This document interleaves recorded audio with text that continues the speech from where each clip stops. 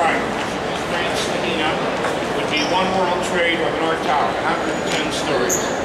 On your left, you see the new construction would be 6 World Trade, one of those 9-story office buildings. You're looking east. North is to your left. At the northeastern corner of the site was 5 World Trade. The southeastern corner was 4 World Trade, each 9 stories tall. You see that white crane to your right. It's in front of the Deutsche Bank building, and directly across from that was 2 World Trade from the South Tower at 110 stories. Between the 2 towers, the southwestern corner is where the hotel stood at 22 stories. 7 World Trade is the first building you go back up. It's this last building on your left. Give you a perspective of height. That building is 52 stories tall. So twice the height of that building. That'll give you an idea how tall horsepower is work and how short your head would be looking up at it.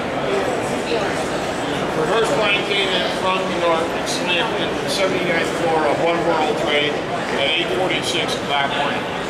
15 minutes later, the second plane came in from the southwest and hit 2 World Trade at an angle, cutting through 5 or 6 floors.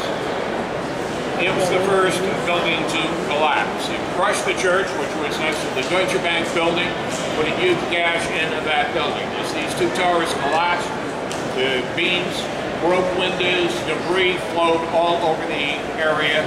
As the North Tower came down, this area was ripped up, the marble was ripped up, and the palm trees were killed off in the process.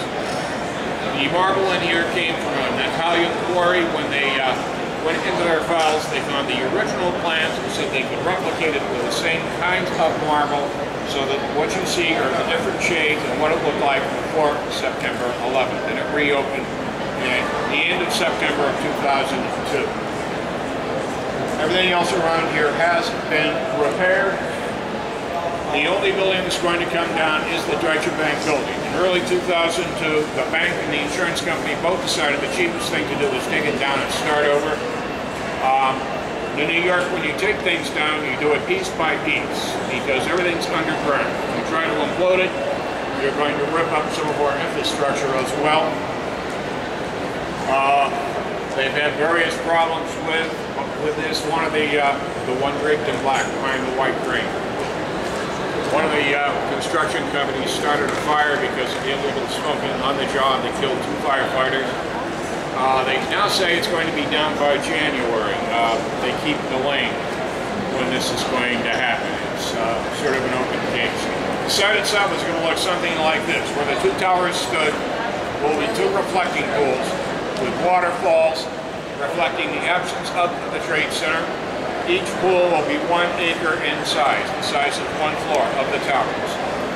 They're going to be dedicated on September 11th, 2011, the 10th anniversary, even though they won't be finished. They don't think they'll be done until January 2012, but they want to dedicate something on the 10th anniversary. Where the hotel stood will be a museum. This museum will contain some of the items that were salvaged as we cleared the site. Other items that we had hung on to is slated up at the end of the summer of 2012. The northwestern corner of the new construction that you see will be Freedom Tower or 1 World Trade. This office building will be 1,776 stories.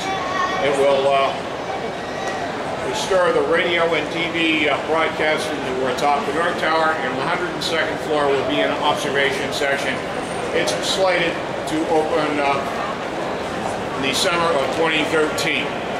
At the southeastern corner will be 4 World Trade, a 64-story office building that will open in the spring of 2014. There are going to be 2 other buildings on the eastern side of the site. We're going to put the first 5 floors of these buildings up and hopefully have them open by the summer of 2014. At the northeastern corner of that building, ultimately will be a 79-story office building.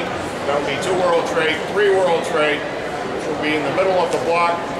Will be a 71-story building, but they don't plan to complete these until 2020. And the reason for that is they're afraid to have too much empty office space down here, for fear they won't be able to rent it out. We have incredibly short memories into this city. Everybody forgets that when the Trade Center Towers opened in 1972, there were two tenants in the towers. One was the state of New York, and the other was the Port Authority of New York and New Jersey, who owns the site. It wasn't until 1987 or 88 that we're taking in enough private rents that we can pay the bonds that we used to finance the building of this project off with private money instead of public money. When they take the Deutsche Bank building down, that's going to be a performing arts center, and they hope to have it ready by 2013 as well. It's been a long, slow, tedious process. Part of the problem is there have been too many people involved in this whole thing. The state of New York, the state of New Jersey, the city of New York, the Port Authority who owns the site, in addition to all sorts of other private interests as well. The final net total for all three sites is 2,977. The names are going to be arranged in some fashion either around the pools or in the museums. We haven't decided which, and we're still squabbling about how the names are going to be arranged, whether you'll be identified by the company you work for or your profession, whether they'll be alphabetical in order or in some other fashion. Again, as I've emphasized in New York, if we can squabble over something, we'll do it. Questions?